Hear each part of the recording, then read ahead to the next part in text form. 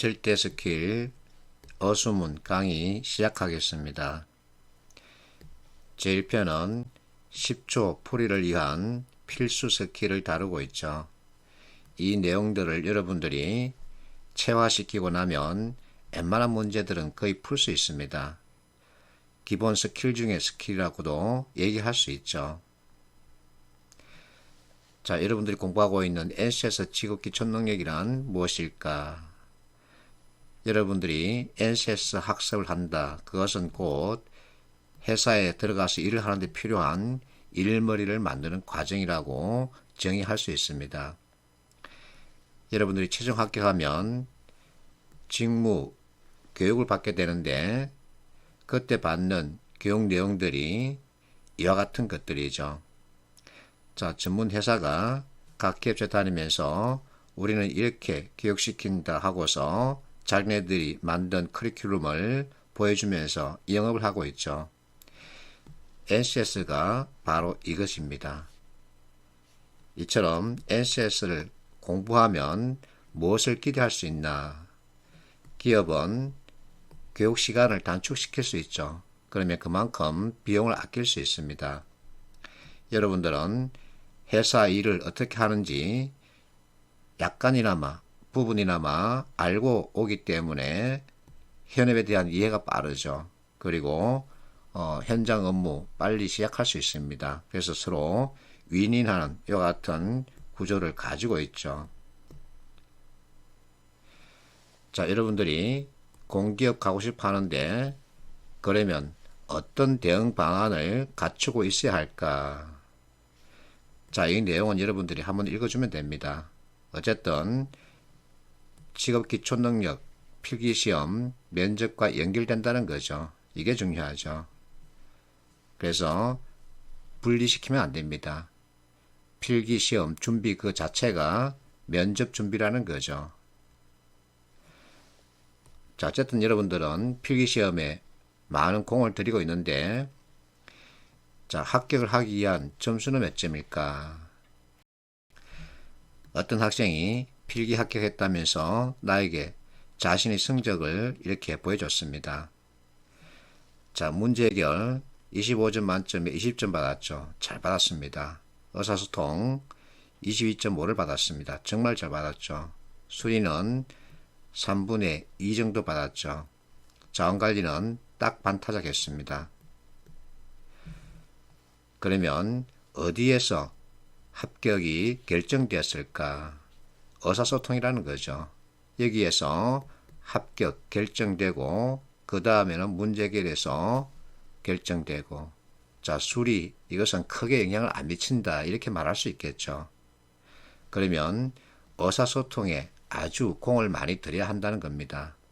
그래서 내가 의사소통에서 좋은 느낌 만들면 그것이 필기 합격에 물고 역할을 한다 이렇게 말하죠. 그런데 여러분들이 너무 많은 욕심을 냅니다. 어쨌든 필기 통과하면 되는 거죠. 그런데 많은 학생들이 100점 만점을 목표로 공부하고 있죠. 이 욕심 빨리 버려야 합니다. 우리에게 중요한 것은 필기시험 통과라는 거죠. 그래서 커트라인 벗어나는 점수 이게 우리한테 중요한 거죠. 그래서 나는 이렇게 말합니다. 100점 만점이 아니라 안정권에 드는 점수가 중요하다. 어쨌든 필기 합격하면 면접으로 가는 거죠. 그래서 내가 이런 잔소리를 만들어 놨습니다. 이거 좀 지키자. 특정 공기업만을 위한 NCS는 없습니다. 근데 많은 학생들이 코레일만을 위한 NCS, 서교공만을 위한 NCS, 건보만을 위한 NCS 자꾸만 찾고 있죠. 잘못된 생각입니다. 그리고 어쨌든 기본 틀이 있습니다. 그 틀을 잘 다지면 최소 비용 최대 효과를 꾀할 수 있는 거죠. 자, 욕심을 버려야 합니다. 만점은 없습니다. 만점 받아봤자 의미도 없죠. 수석의 영예를 주는 것도 아닙니다. 그리고 NCS는 암기 측정 시험이 아닙니다. 그래서 빨리 암기 학습 2주에서 벗어나야 합니다. 그리고 학습법은 각기 다르기 때문에 어느 것이 가장 좋다라고 말할 수는 없습니다. 그러나 반복에 대해서는 어느 누구도 부정을 하지 못하죠. 자, 이런 학생들 예를 내가 보여주고 있습니다. 중요한 것은 틀잡기라는 거죠. 틀잡기만 잘하면 정말 내가 원하는 점수 최소 비용 들여서 낼 수 있습니다. 나도 많이 알고 있습니다. 여러분들이 책을 몇 권 가지고 있는지 익히 알고 있죠. 어떤 학생은 50권 넘게 가지고 있더군요.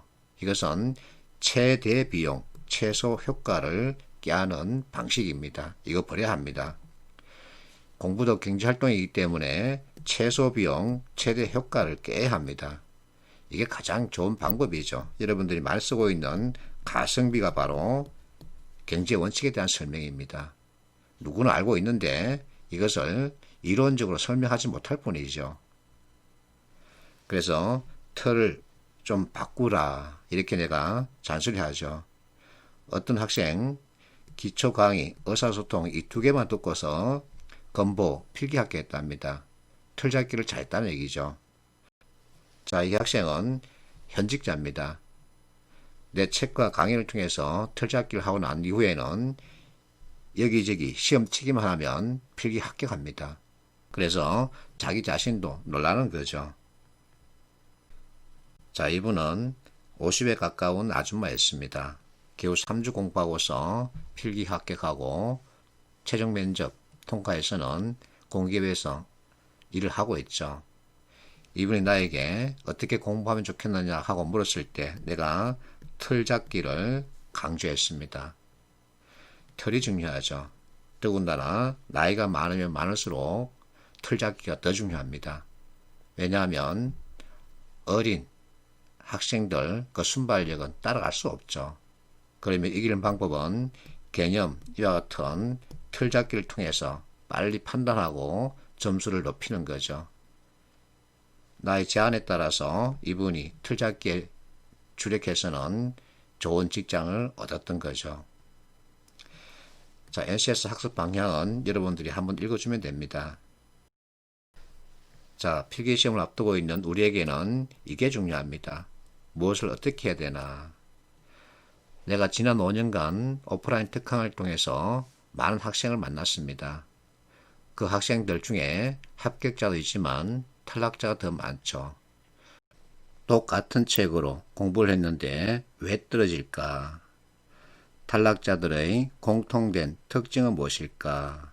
이와 같은 의문점을 가지고 나름 분석을 했더니 다음과 같은 원인과 그 원인에 따른 대책을 살펴볼 수 있었습니다. 이론 무시하고 정말 열공하고 있습니다. 노력의 가치 무시할 수 없습니다. 그러나 방법이 있습니다. 그 방법을 찾지 않고 죽으라 공부만 하는 거죠. 두 번째는 NCS 문제 유형에 대한 이해가 부족해 보였습니다. 문제에 대한 이해 없이 역시 죽으라 문제만 풀고 있었던 거죠. 그리고 발문과 지문 선택지 있는 방법에 대한 이해도 없었습니다. 또 마지막으로 이거 아주 중요합니다. 팩트 확인 없이 해석부터 하는 습관을 가지고 있더군요.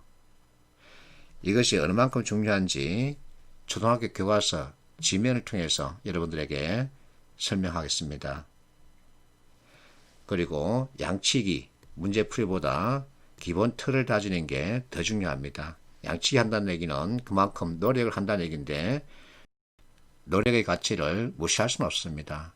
그러나 죽으라 노력했으나 결과가 없으면 의미가 없죠. 그래서 방법 잘 찾아야 합니다.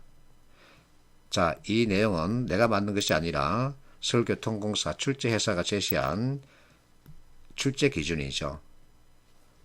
11가지 기준 가운데 내가 여러분에게 말하고 싶어 하는 것은 두 번째죠.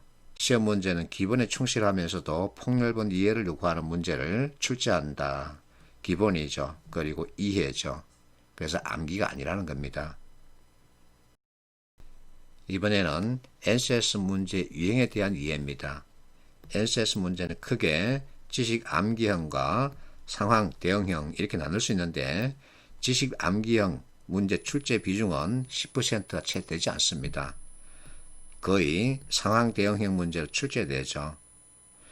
여기에 대한 이해가 꼭 있어야 합니다.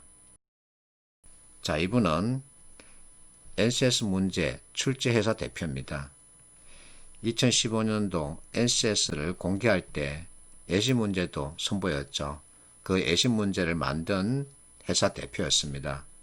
이분이 NCS 문제 흐름에 대해서 이렇게 설명하고 있죠. 맨 처음부터 NCS 문제 전형적으로 출제할 수 없었다. 왜냐하면 10년 이상 적성액 문제가 있었기 때문이죠. 그래서 일부 적성액 문제를 차용을 했던 겁니다. 근데 이제 시간이 좀 지났죠. 그래서 적성액 문제를 빼고 있다는 얘기입니다. 이게 중요하죠. 명제 문제 비중이 점차 감소하고 있습니다. 근데 여러분들은 명제에 목을 메고 있죠. 이거 빨리 벗어나야 합니다. 자, 대구도시철도공사 같은 경우 명제 문제는 아예 출제되지 않았다. 이렇게 말하고 있는데 그렇다고 해서 명제가 아예 출제되지 않느냐? 그렇지는 않습니다. 일부 출제될 수도 있겠죠. 대신에 적성액 문제 중심을 이뤘던 명제 비중이 점차 줄어들고 있다는 거죠. 자, 어쨌든 상황 대응형이 90% 이상입니다. 여기에 잘 맞춰야 되겠죠. 자꾸 하는 잔소리죠. NCS는 암기가 아니라 이해입니다. 앞에서 출제회사가 얘기했듯이 기본 그리고 이해라는 거죠.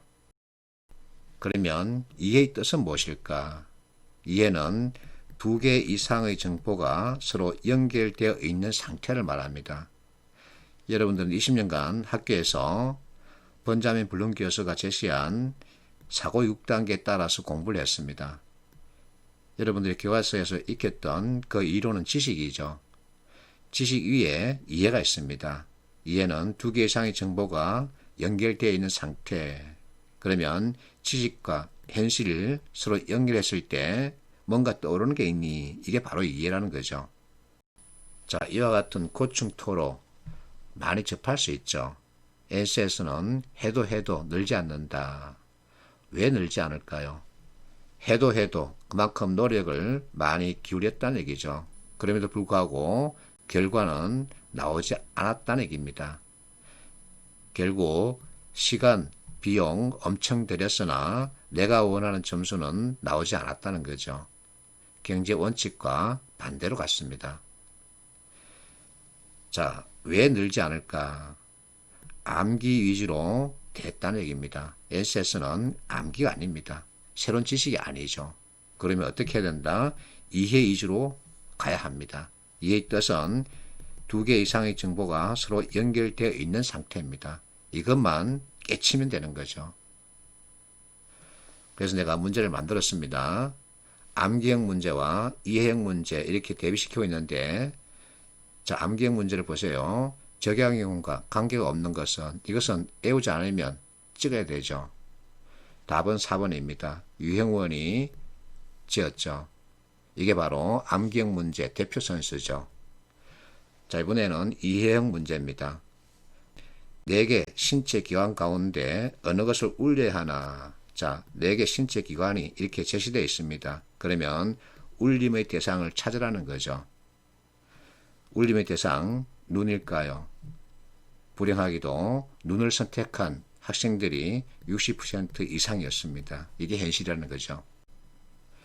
자, 암기형 문제 하나 더 보겠습니다. 예시 문제입니다. 기억, 여기에 들어갈 명칭으로 옳은 것을 골라라. 이것은 암기하지 않으면 모릅니다. 답은 생카쿠, 다오이다오죠. 이게 바로 암기형 문제인데 출제 비중은 10%가 채 되지 않습니다. 그러면 우리에게 필요한 것은 무엇일까? 이해죠. 여러분들이 학교에서 배운 지식은 하드스킬입니다. 그 이론 바탕 지식을 현실과 연결했을 때 내가 빨리 저 문제를 푸는데 어떤 지식이 필요하냐 하고서 지식과 상황을 연결하는 겁니다. 이게 바로 문제 해결 능력이죠. 그래서 암기에 의존하는 학습법 정말 버려야 합니다. 어떤 학생 A, B가 있는데 A 지원자 보세요. 시험 문제 로봇 관련 문제 나왔다. 아이쿠 큰일 났네. 건보 시험 보는데 발전 양식 관련 내용이 있더라. 건보와 발전 양식은 어떤 관계가 있나 하고 문제를 제기하고 있죠. 그러면서 발전 양식 관련 이론을 공부하겠답니다. 그러나 B를 보세요. 로봇 관련 분석표를 주고 성능을 평가하는 거였다. 밑에 보세요. 자, 조사표를 주고 조건에 따라서 발전 양식을 선택하는 문제였다. A와 B 가운데 누가 합격할까요? B죠. A는 암기 방식의 학습에 젖어 있기 때문에 문제 자체를 암기로 보는 겁니다. 그러나 B는 암기 방식으로 보지 않고 서로 연결하는 관점에서 보고 있는 거죠. 이게 다른 거죠. 그래서 상황을 읽어낼 줄 알아야 합니다. 어쨌든 NCS 문제는 90% 이상이 상황 대응형 문제로 출제되고 있죠.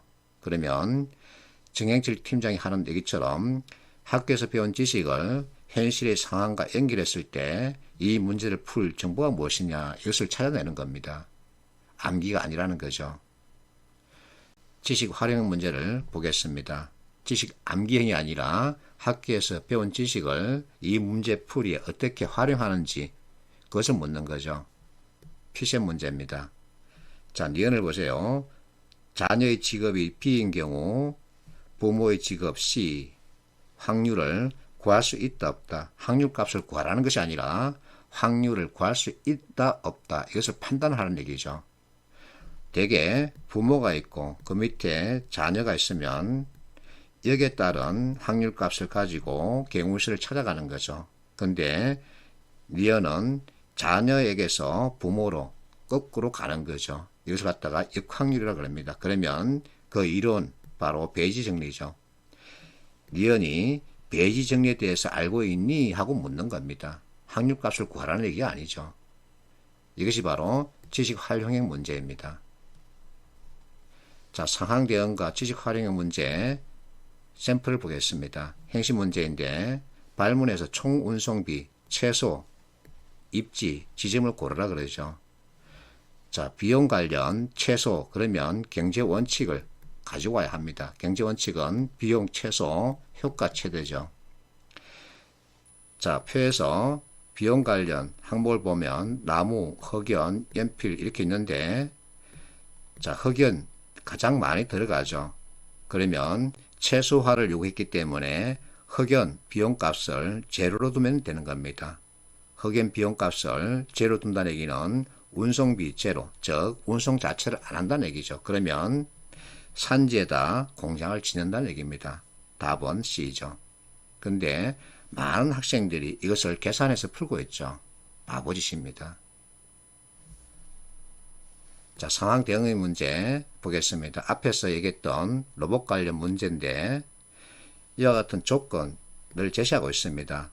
이게 바로 판단 기준이죠. 별이 가장 높은 성능이다. 네모 가장 낮다. 그러면 별을 많이 받은 친구 그리고 네모 박스를 많이 받은 친구 이것을 찾으면 되는 거죠. 이거 답을 찾는데 시간 얼마나 걸리겠습니까?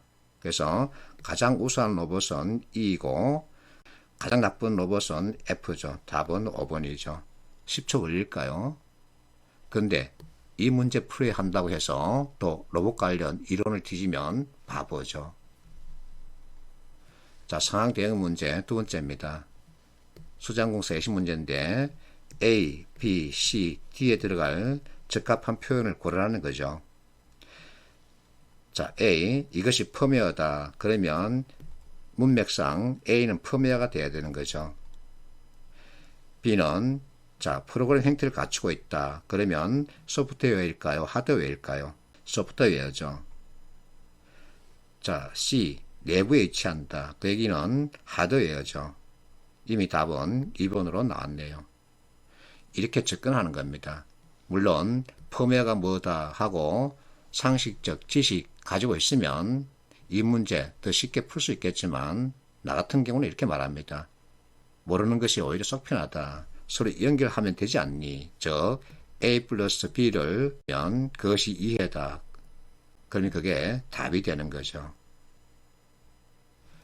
자, 상황 대응 문제 C입니다. 중국이 주도한다. 이게 이와 같은 상황에서 가장 중요한 거죠. 물에 나온 게 가장 중요합니다. 중국이 주도한답니다. 근데 3번 주도권 다툼을 벌일 거다 이렇게 말하고 있죠. 중국이 주도한다는데 주도권 다툼을 벌일 이유가 있을까 없을까? 이것만 빨리 판단하면 됩니다. 그러면 이것도 역시 10초 안 걸리죠. 자, 네 번째, 이와 같은 복잡한 내용을 주고 있더라도 서로 연결하면 되죠.